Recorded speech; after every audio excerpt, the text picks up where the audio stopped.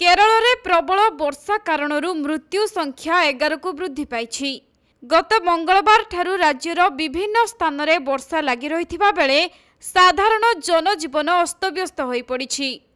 आउ वर्षा प्रभाव कमी नथिबा बेले पुणी 7टी जिला को येलो वार्निंग जारी करिछि पाणीपाग विभाग।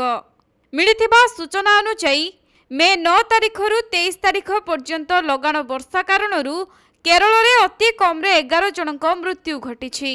सेपटे पानी माड़ी जाइथिबा अंचल किंबा उपकूलवर्ती अंचल को न जिबा पई लोकमानंकु अनुरोध करा जाइछि। वर्तमान छुट्टी समय चलिथिबारु पिलामानंकु मध्य पानी को न जिबा पई परामर्श दिया जाइछि।